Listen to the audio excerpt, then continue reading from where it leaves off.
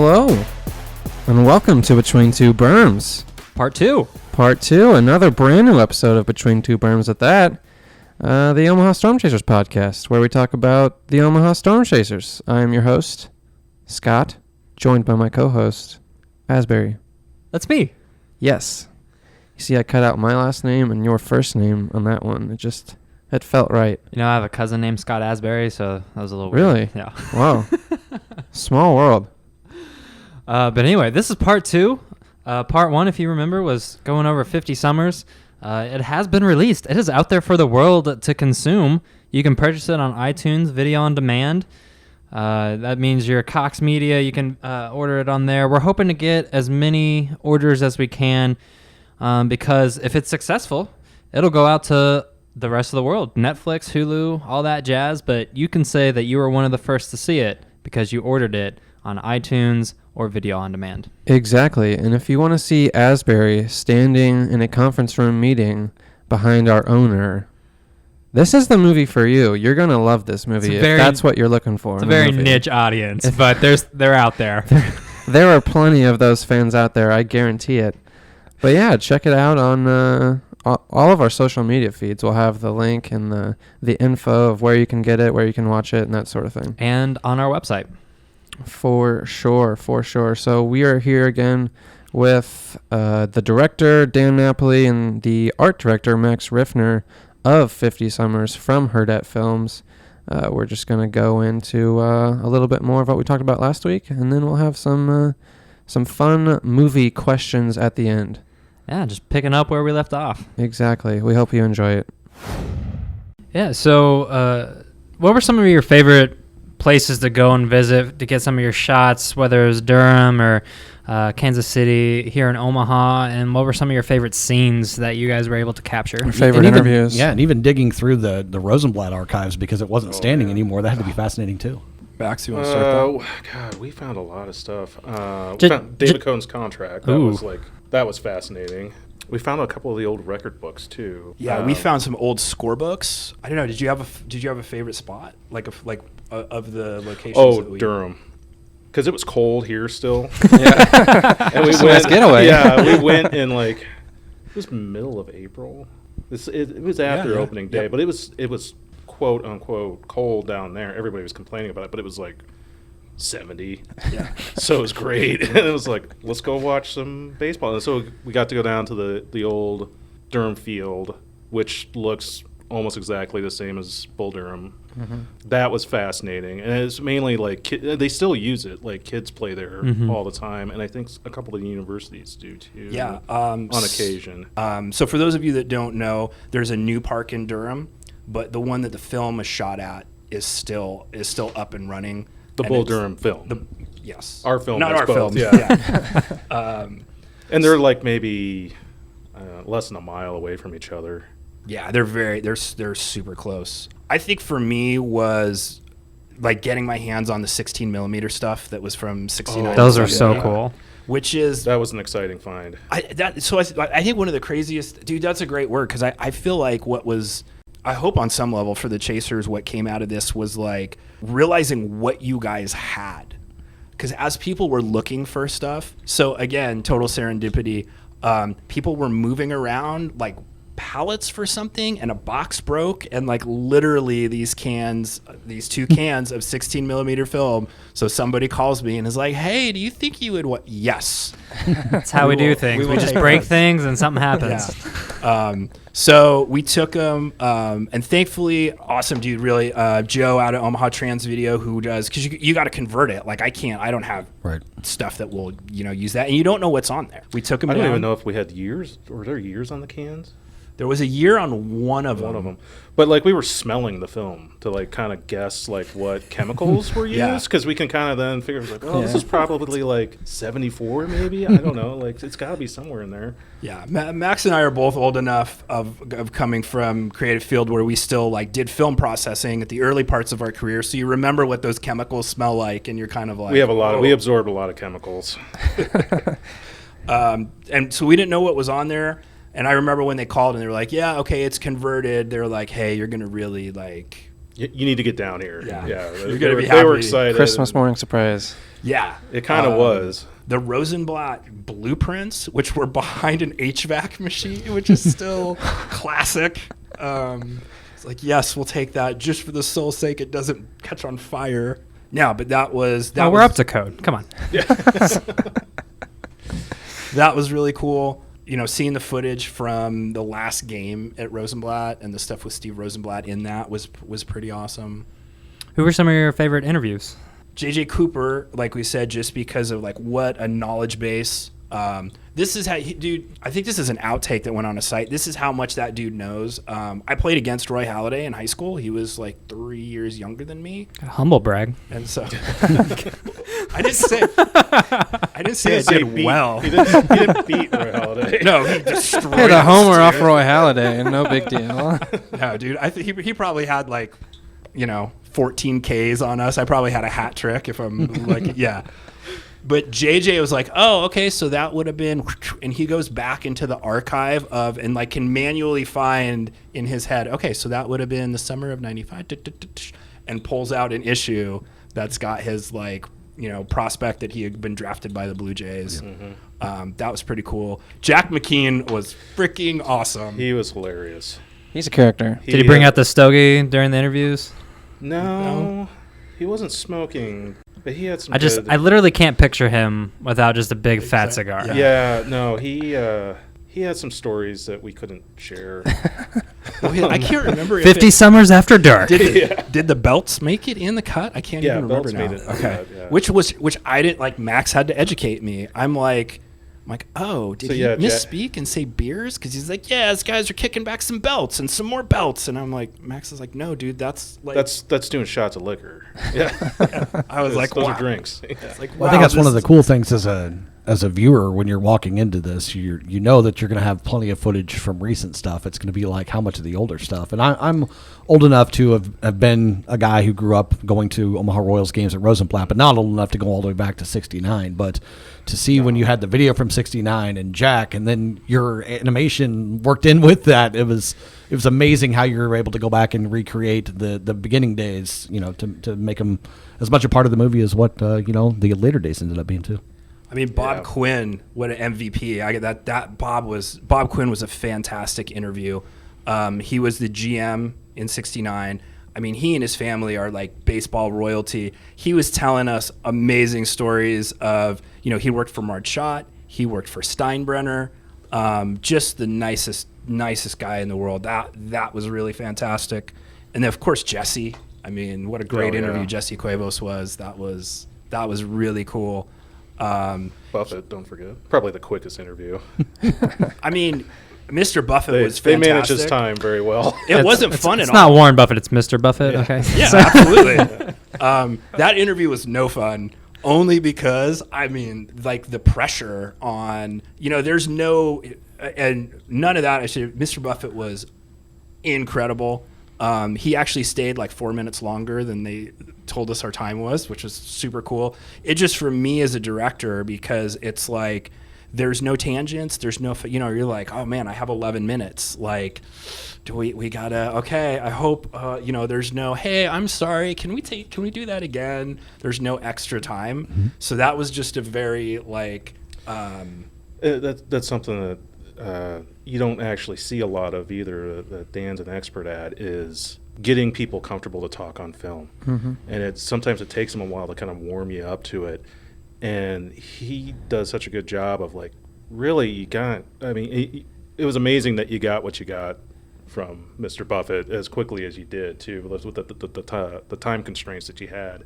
Was amazing. It's just a something you don't think about. You just think that this all just kind of magically happens, but he's a really good people person and like warming people up to sharing their story. Rob Riggle narrated it. How did that come about? You went through a couple different voiceovers, didn't you? So, yes and no. Behind the scenes of what you can and can't say. Well, no. So here's what ended up happening. So there's a guy named Matt Marshall, who I've worked with. Matt's narrated almost all of my extreme sports documentaries. Amazing dude, lives out in San Diego, and in Matt's world, like Matt's, in some of those niche action sports. Like, he's a really, really revered guy. Amazing dude. We had the thing in for Riggle, and hadn't heard back. So it's like, okay, Matt is going on his honeymoon in Italy. And he's such a trooper. Like, we've been friends for like 20 years. So he's like, this is the city that we've been in. Okay, we're going to do this. Like, Morgie's going to want to sleep in. So it's like I'm finding a studio in Italy, and I get an email from Rob's agent that's like, yeah, we think Rob would be interested in this. Could he do it tomorrow? So... And with the time difference, I literally pulled like a 24-hour cycle. Alma didn't go to bed because I also didn't know. So, I'm of course now, and this is where, Bill Hipsher as your producer stepped up and was amazing. It's like, I got to flip that over to my producer and be like, Bill, can you just, so Bill's trying to make that happen, paperwork and agents and contracts and, SAG and all that stuff. So I have to plan for, this is the only day that Matt can do it in the next 4 weeks. So I have to plan on like, well, what if something falls through? So I stay up, Matt, and produce him. Matt records it in Italy that night. And then like 6 hours later, Rob basically, who was so cool, he had like half a day that he was just... he was filming Brooklyn Nine-Nine. Yes.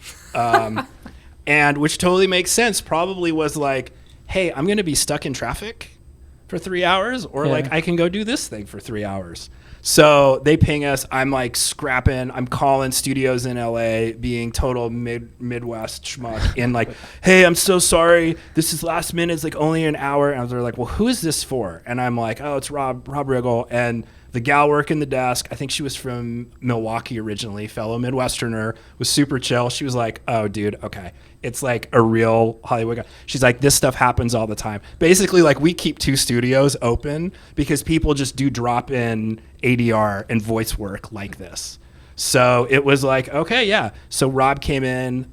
He was super cool, man. First thing, which was just totally unnecessary, was like, I'll always remember this. Like, he congratulated us. He's like, hey, man, congratulations. He's like, I know what that takes. That's a great accomplishment that this is even done. And you're like, wow, dude, that's, it's like, you're Rob Riggle, like, we're nobodies. Why are you even doing that? But, just a really genuine guy. Wore his KC Royals. I think they did custom Vans for him at one point. His Vans are Converse. I think they were Cons. They were Cons. So he wore those into the photo booth, or into the VO booth.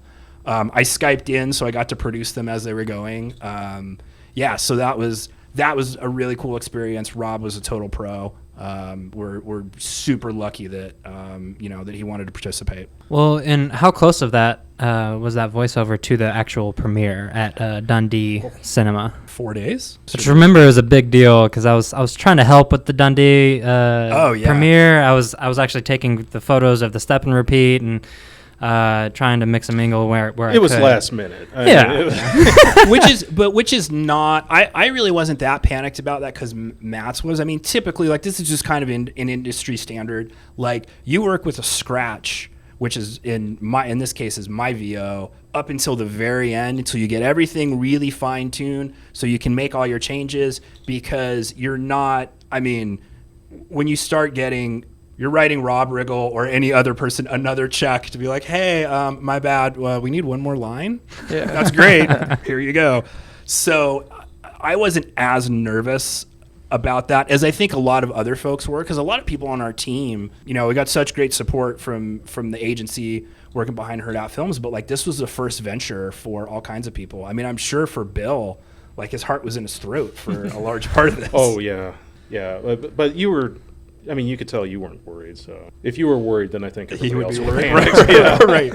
But you were just like, that's fine. That's fine.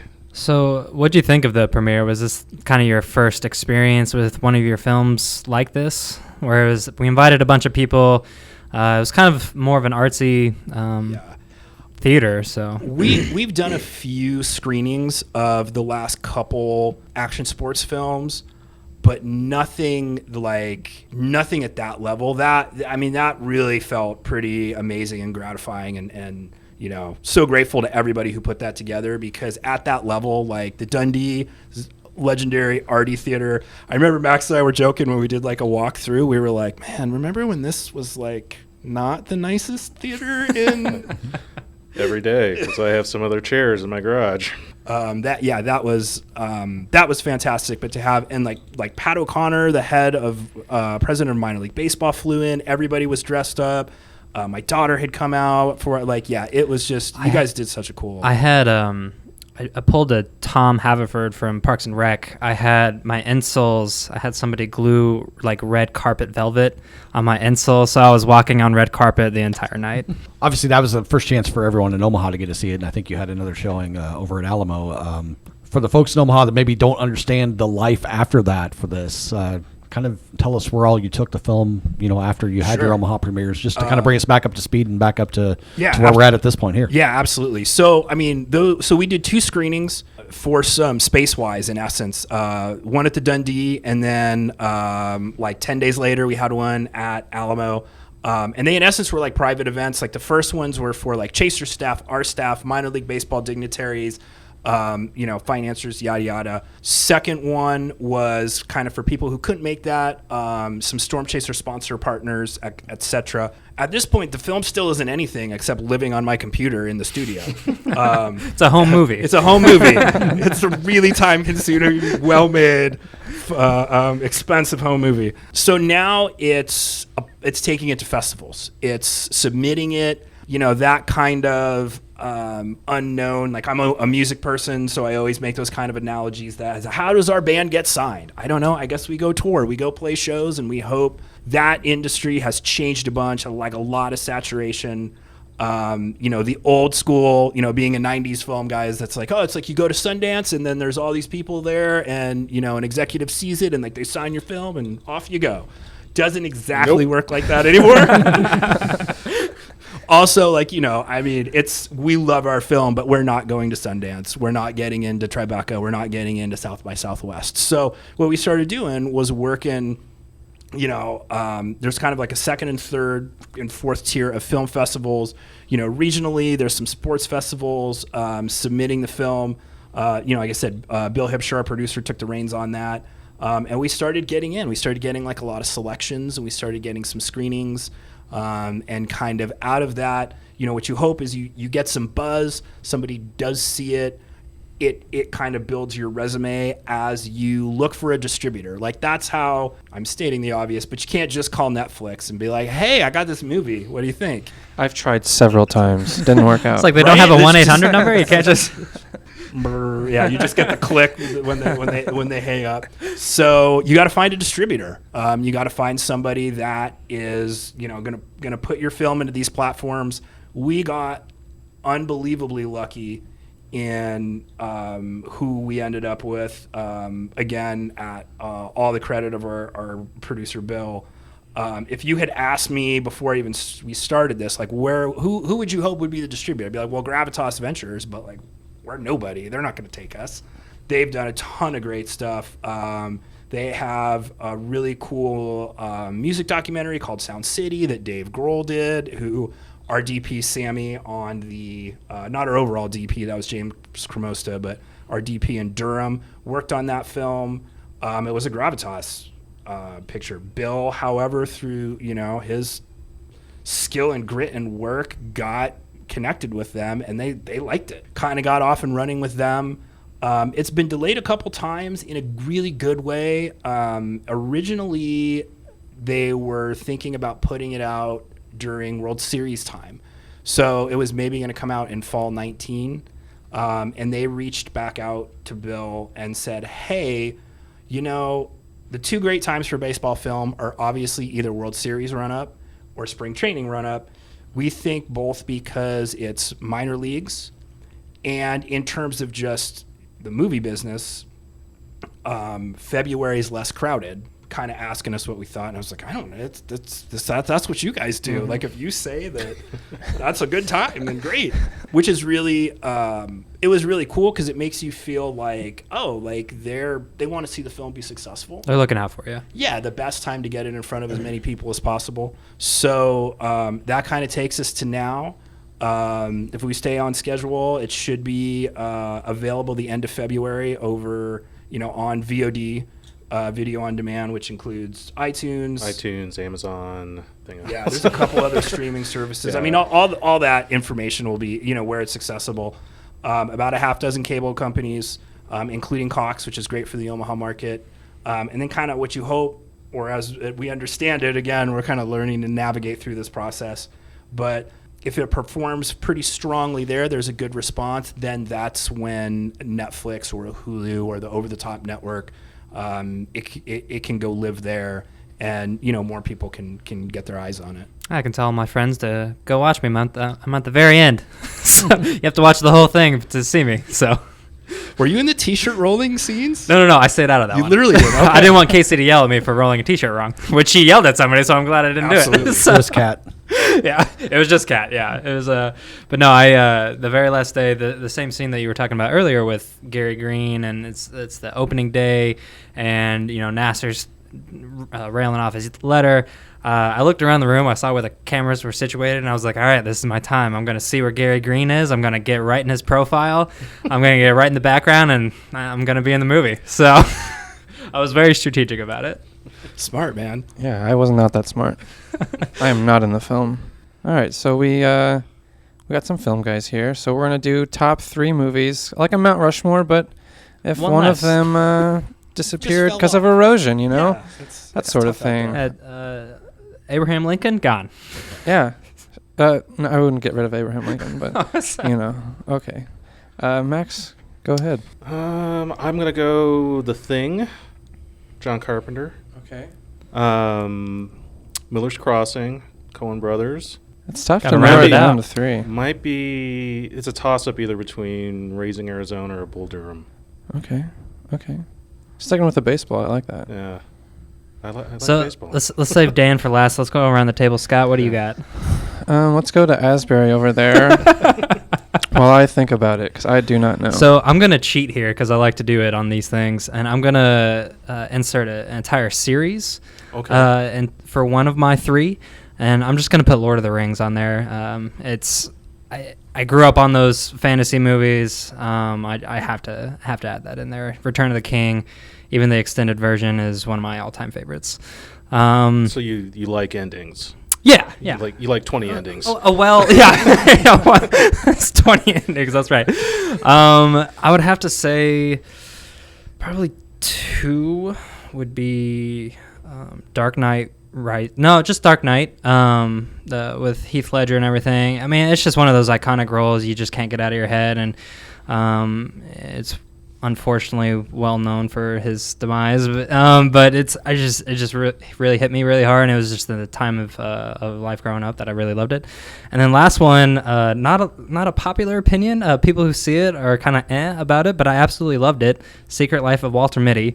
With Ben Stiller. I love that movie. The imagery in that movie is phenomenal, and just the message about, just go out there and do something. Don't sit on the couch, live your life. It's so cool. Absolutely love that. And honorable mention for Grand Budapest Hotel, because that's my artsy film. So I just thought it's not going to be my 3 of all time. It's just going to be like 3 of the most recent movies I've seen, because I can't, because I'll just forget a bunch of movies. My top 3 Netflix queue. Yeah. So Parasite, saw that yesterday. Oh my great. God. Amazing It's a movie. phenomenal movie. Still shook about it. It was incredible. The one before that was Once Upon a Time in Hollywood. It's a great one. Great movie. And then Inception. Also I love one of my favorites. Inception's in my top Yeah. 5. So You just saw Inception? Oh, I just recently watched it again. I Okay. saw it many times before. Tony. I'm going to make it easy on myself and just stick to a category. So I'll go with sports movies. Nice. And also, I must like endings, because Bull Durham is going to barely not make the list. Oh. Because the top 3, and since we're limited to 3, would have to be Hoosiers, Field of Dreams, and The Natural. Oh. All great ones. It's all great. I can't fault that list. Yeah, But no love for Major League. That is a great ending. Major League It 2. does have a great ending. Oh, jeez. I saw Major League 2 in the theater with my So dad. I'm sorry. we saw it as a team our senior year of high school, and we're like, what the? This isn't as good. Not as good. Yeah, all right. So no judgment. I mean, kind of it's like like music, like this could sort of change at any time, and is Yeah, yeah. Retweet, Any retweet. Day, it might change. Yeah, and is very like personal, influential. But so I would say Pulp Fiction, Classic. Clerks, and Doctor Strangelove. Ooh, Out of left field. Yeah. a Slim Pickens fan. Because Didn't he notice said about Cler- you, Dan. Because he said Clerks, I could have done an entire sub list of just Kevin Smith movies too. But Right. We'll save that for next podcast. Yeah. I'll take you up on that. Yeah, we'll join you for any of those movie podcasts that you guys choose. You just let us know. Oh yeah, I mean you can even call in if you're out of town. We'll definitely have you on. We're in. All right. Make sure and keep up to date with any 50 Summers news by following at Hurrdat Films on Twitter. That is HURRDAT Films on Twitter. You can follow Hurrdat on Facebook as well.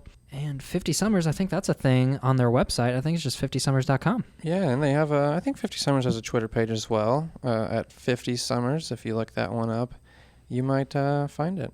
And don't forget to follow us on all of our social media feeds. OMA Storm Chasers on Twitter, Omaha Storm Chasers on Facebook, Instagram, and TikTok. I realized we haven't posted anything on TikTok for a while, so I spent the weekend posting a few things. So hopefully you like them. The youths will definitely enjoy that. Make sure to give us 5-star reviews, leave us a comment, send us an email, a DM, really whatever you're feeling. Let us know, because we want to know. We want to know you guys. We want to build this podcast. We like to consider ourselves the people's champs, and if we don't hear from the people, we can't be the champion of them. I mean, we can still be the champion, just not the people's champ. All right, say bye, Asbury. Okay, bye. We'll see you next time on Between Two Berms.